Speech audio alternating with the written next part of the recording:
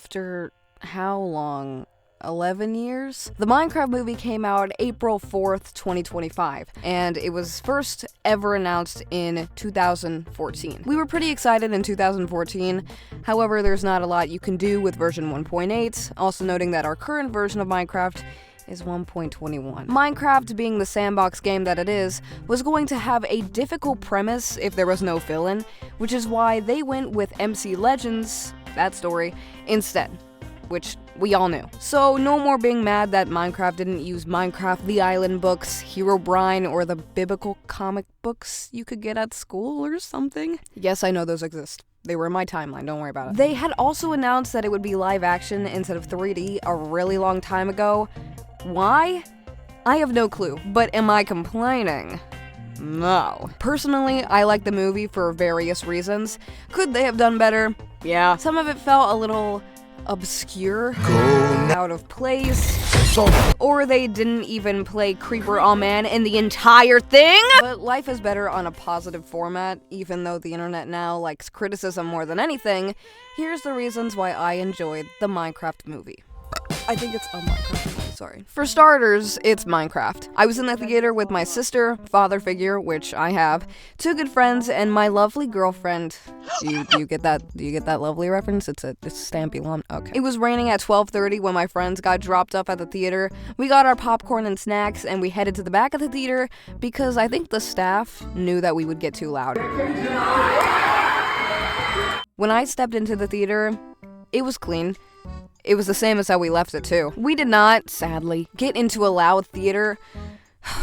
Really sad. I did want to get into a loud theater because it looked really cool in all the videos that I've seen, but I think it would take away from the movie aspect just a little bit. Before I discuss the people shouting chicken jockey and cheering at Flint and Steel, though, I do want to go through the overall premise of the movie and my thoughts on it. Once the weird previews of Superman, Another Jurassic World, and How to Train Your Dragon live action were announced, we were greeted with this. When I tell you I screamed, I didn't because the theater was too quiet. All of my friends looked at each other and we were so hyped. The excitement only got better when the intro to the actual movie was the Minecraft loading terrain screen. You know, like the cube being filled in, like when you load your... Oh my god! Now, onto the intro, I do have a little bit of criticism. The way the whole thing was narrated by Jack Black was a little bit too much narration. Movies are supposed to illustrate and show what's happening in the story, not just fully tell. Context clues make things more interesting, and I wish they did it more like Sonic 1 did, where Sonic narrated it, but there was also different people talking in between. I understand in this stance there's no other people around, it's just Steve, but they could have added Alex to that, which, by the way, she shows up in the end credits. The situation Emma's character, Natalie, with her brother Henry, is very realistic. She has to practically be a mother because her own mom went off to do something that was never explained in the movie. Her adult companion Dawn, which I did not pick up the name of, her have a little talk while trying to find the Woodland Mansion, which I'm surprised they added to the movie, to be honest. Natalie tells Dawn about how little of a childhood she had, having to cater towards Henry for so much of her life while her mother was absent. It was very heartfelt for a second, but then it got cut short. Like, I'm so mad about that. But this scene was cut short with Steve's dog, Dennis, showing up and Dawn taming it with a bone since she's a vet or something, and then they go find Steve through the dog. I really wish this scene shined a little bit more, especially with the fact that you can tie Minecraft to the feeling of nostalgia for most players pretty easily. This movie, I feel, should have been a little bit less about Steve, but more about Henry playing as us when we first walked into the video game. And then Natalie gets the role of growing up and out of the phase. It would give the diverse characters more growth in this situation and more overall development for both of them, and it would make the story so much better in my eyes. If only it emphasized just a little bit more than it did, so it was obvious what they were trying to tell. Moving on to more plot thoughts, it was peak. The way they showed the Nether was just fine with me. Did I hope we'd see another Fortress or Strider? Yes, I think we did see another Fortress. I didn't pick up on it though. I really hoped we'd get to see a Magma Cube 2 or something like that. The Pig Step cameo was really cool too, and I'm glad they added that into the movie. The backstory with the evil piglin, Malgosha or something, Sorry, I did not pick up names well. Malgosha was fine. I enjoyed her backstory and thought her plot was fine. I did find a Stacy Plays reference with Steve and his dog in a cage, or yeah, that. Steve stole the orb cube thingy, and Stacy stole the— Remember when all the core MCYTs got into Minecraft Story Mode for the White Pumpkin event? Lastly, I want to touch on the whole Garrett Trashman plot.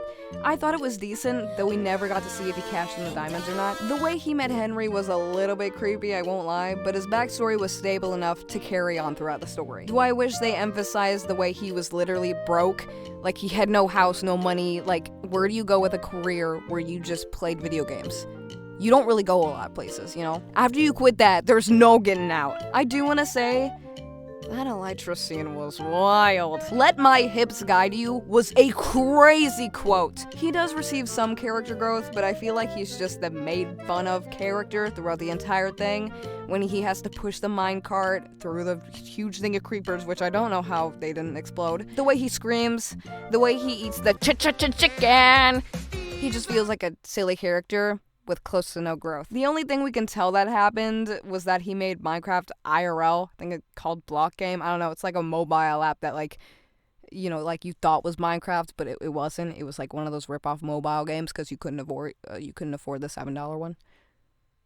That kind of thing. I guess he was able to keep rent through that, but meh. Now, I want to address the atmosphere of the movie. This topic can get a little bit controversial, depending on what you feel about Minecraft, whether you think it's a very extravagant, over-the-top texture pack, or it's just CGI. Go with what you want. I don't know. Here's my thoughts. Earth was pretty tame. Get it? Because wolves get tamed. Nothing crazy, but very strong 80s vibes. I like that. I like the way the portal's in the mine, too. Very Minecrafty. Now, the overworld. I put a little head explosion emoji in my script. I loved the atmosphere, except how everything was fluffy. Like, every flipping mob. I liked the lighting, and the way it was so light and warm. It felt so genuine, and I loved that about this movie. The bees buzzing in the sky, and the cows looking so silly. The pink sheep, yeah! I wish we got to see Jeb, though. That'd be really cool, but I think they mess up the rainbow sheep as rainbow, and not fadey rainbow. I will also note the references. Now, looking back into my life as a Minecraft nerd, I was obsessed with the game. My first YouTuber I really followed was Stacy Plays, if you couldn't tell. It's kind of, she's like engraved in my head. She's there. She's one of the voices, don't worry about it. But before her was the Minecraft School, the Minecraft The Island books. I'd be the kid to get the Weird comics at school. That kind of person in the kids section, don't worry about it. I loved Unspeakable and a little bit of Preston. I also loved popular MMOs. Those Lucky Block things were my favorite. They were peak. After Stacy Plays' dog had died, she'd taken a little step back from content, and I followed with LD Shadow Lady and Hermitcraft for a while. I loved Lizzie's videos, but after I couldn't recite Deal with Destiny anymore and Empires had ended, I moved back to AFMAL. I liked AFMAL in her My Street, Legends Never Die, Family Roleplay series phase, but her new stuff it's still good. Like for kids.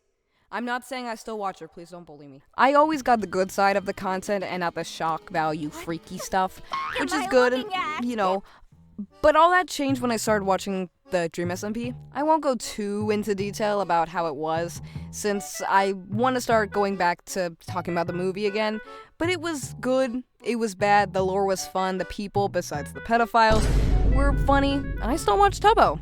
Rambo also introduced me to the Amazing Digital Circus. Hell yeah. Now, back to the movie. When I saw my childhood characters, I was shocked. Even the small cameo they got made my day. Lizzie, Afmao, Dan TDM, who I also loved, but all of his videos were on YouTube Kids. I couldn't see any of them except for like one Hello Neighbor video and the intro to the Dr. Trior's arc. I wasn't too fond of Mumbo Jumbo, but the redstone he does, it's so cool. I wish they got at least one line or something, but it was cool to see them as they are mine and a lot of other people's childhood content creators. I thought it was a really cool tribute to all of them, and they're my childhood. I love seeing them in the movie, especially, you know, even if it's just for a short bit. Another content creator who didn't make it into the movie, but had his cameo, Technoblade. As a Dream SMP kid, I was in that theater, and I knew his part was coming up from the Tommy in an interview I saw a while ago. I was sitting next to my girlfriend, and the waterworks started working. Hey, it's okay. I knew I'd cry, but that lump in my throat, man. Seeing him on the big screen was just a different experience. I can't even describe it. It was probably the most sentimental parts of the movie. One of my favorites. I think that part hit really close to home base too. And to think that the kid who played Henry mentioned it to the directors and it happened, peak. That's a legend. That quote, so good. Like, moving on to the other references. Hero Rhyme was cool. Techno Blade. MLG Clutch. Cave Sound in the intro. Dennis Daily Dog. Pink Sheep. That's all I can really think of, actually. I was a little bit sad that Steve didn't make a diamond house. I think he did. I don't remember. First house was a dirt house, though. That's really based. Last thing I want to talk about is the infamous chicken jockey. Yeah, those quotes. I didn't get into a loud theater, but anytime there was a quote like that, we all tweaked. The hype we built up when we saw the Woodland Mansion area with the chicken, like the arena, we started shaking each other with excitement. And then when he said chicken jockey, whoo! Like, I swear to God, I would have screamed. It was really quiet though, and it was all kids. Flint and Steel was amazing, and the way everything got a standing ovation in the videos that I've seen on TikTok, so cool. As a child, I yearned for the mines. The Nether, Pink House, Snake Attack. All of that was cinema. The only thing I didn't like was the fact that they changed the I am Steve. I think they changed it because Steve's character just doesn't fit his introduction to the people. You know, he's kind of a little bit more crazy. I thought Steve was gonna be a cool, formal man. Like, that's how I always saw him in Minecraft. Nope, completely different in the movie. Am I complaining? No, it was funny. I'm really, really happy that they didn't add a lot of cliches in the movie for or stupid jokes for cash grabs. Just want to say that. Movie theaters going wild over Minecraft was so good, and the videos I've seen are even better. The casting was good in my opinion, and the overall story of MC Legends was fine with me. The atmosphere, the jokes, they all landed pretty well. It didn't end up being a musical, but we got more of a la la la lava kind of thing, you know? I liked it. Could it have been better? Absolutely. There's no one true way to make a movie about Minecraft. The game is a sandbox game as much as the fan base and fandom is, with many diverse communities like the Dream SMP, Hermitcraft, Dogcraft, and One Life, Empires 1 and 2, and even more. You can't make the perfect movie with all the perfect references to the community, but you can make and create your own story, which is what Minecraft is all about. Expressing your creativity is the center of Minecraft, and making something new out of it is how the game works, not following in other steps. Anyways, I've been me rambling about the wreck-ish of the Minecraft movie. I thought it was good. Don't judge me. Have a good day or night, depending on where you live. And toodles. It's okay. It's not okay! Are you gonna lose your job? Yeah.